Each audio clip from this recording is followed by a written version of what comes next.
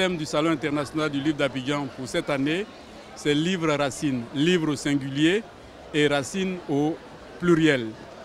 Donc ce que j'ai essayé de faire comme lecture, c'était d'insister sur le fait que, de poser la question d'où vient le livre, comment il se fait. Et sous cet angle-là, il y a plusieurs approches possibles. Il peut y avoir une approche, on va dire, structuraliste, qui est le premier moment que j'ai essayé de mettre en évidence. Il y a des livres qui, en leur propre sein, disent comment ils sont venus au monde. À côté de ça, les livres viennent très souvent par toute forme de lecture que nous avons pu faire lors de notre jeunesse, notre parcours scolaire, ce que le poète appelle les livres endormis. Et ces livres endormis-là nous parlent et appellent souvent d'autres livres vers nous. Et puis, il y a la grande thématique de la négritude quand même pour nous les Africains et les gens des Caraïbes.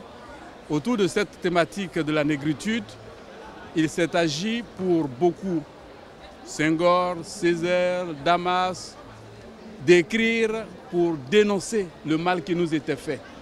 Donc cela a donné une certaine forme de littérature. Mais d'autres écrivains, aujourd'hui, si vous faites une comparaison, beaucoup d'écrivains sont partis de ces textes fondateurs-là pour écrire d'autres textes. Donc cela donne de la littérature qui vient à partir d'un phénomène social.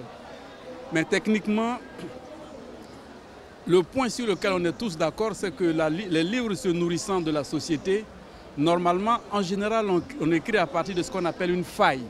Une faille, c'est une ouverture qui vient, qui brise le relief. Et dans cette logique-là, chaque fois qu'il y a eu les guerres mondiales, cela a été considéré comme une faille. Même le génocide rwandais a pu être considéré comme une faille de laquelle on dit on ne peut plus écrire comme on écrivait avant. Donc quand vous avez dit ça, le cheminement, c'est qu'au fond, on ne peut pas écrire si on ne lit pas. Parce que la lecture, c'est décoder les choses, mais c'est également nommer les choses bizarres, les choses qui nous font souffrir. Donc, vraiment, mon cheminement, c'était celui-là. Et je me suis laissé accompagner par un auteur que j'aime particulièrement, qu'on appelle Borges, qui nous donne plein de métaphores. La métaphore centrale chez lui, c'est la métaphore de la bibliothèque mondiale. Il dit, si on demande où se trouve la littérature, elle se trouve dans une bibliothèque mondiale qu'on appelle également la bibliothèque de Babel. Quand on y entre, il y a plein de livres, mais ces livres ne prennent forme que parce que vous lisez. Dès que vous commencez à lire les mots, le livre se met en place. Donc le lecteur, il va pour chercher des livres et l'écrivain, il va également pour prendre les livres à proposer aux gens. Donc c'est un régime symbolique qui permet d'expliquer les choses. Et j'ai terminé en insistant sur la place des manuscrits. Je travaille sur cette question-là.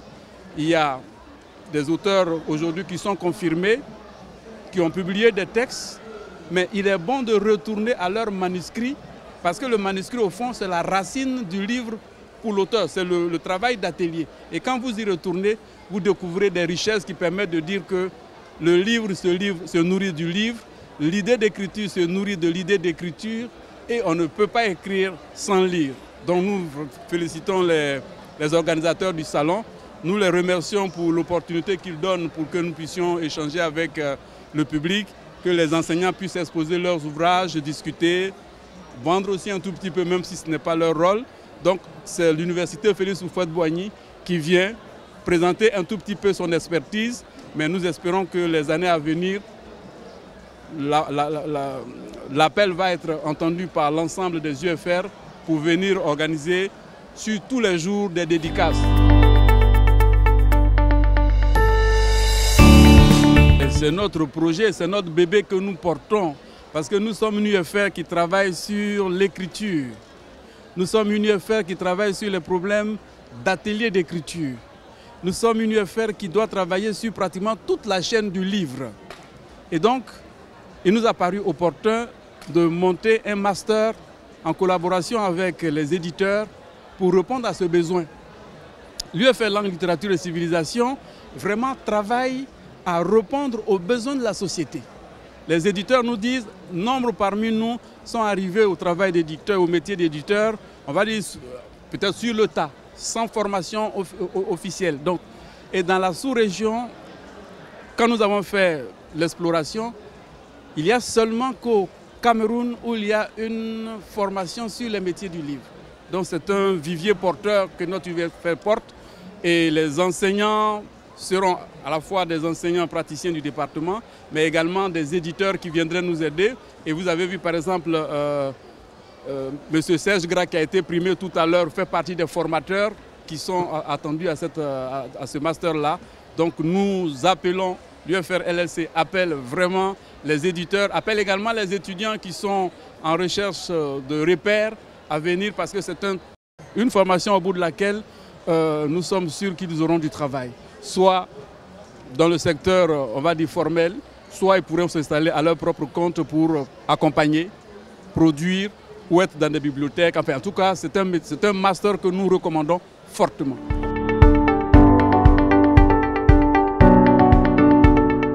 Les métiers du livre, il y en a beaucoup.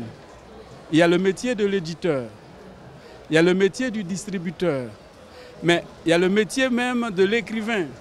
L'écrivain, souvent on dit oui, il est piqué par les muses, c'est quelqu'un qui s'assoit, qui est dans un atelier, mais quand il dit je veux écrire, l'écriture ne se fait pas. Il faut qu'il ait des façons de faire, soit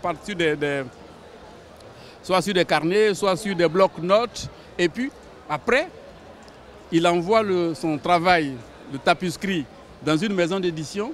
La maison d'édition va chercher quelqu'un pour relire en tenant compte du canon, du genre littéraire qui est en place, en tenant compte de l'impact de ce texte-là sur le public. Vous avez entendu parler tout à l'heure, les livres pour enfants, il ne faut pas mettre ceci, il ne faut pas mettre cela. Donc c'est un métier avec ses codes, ses canons. Donc quand on dit les métiers du livre, c'est une chaîne de compétences pour lesquelles on a besoin d'être formé, à la fois pour offrir, mais également pour se réaliser.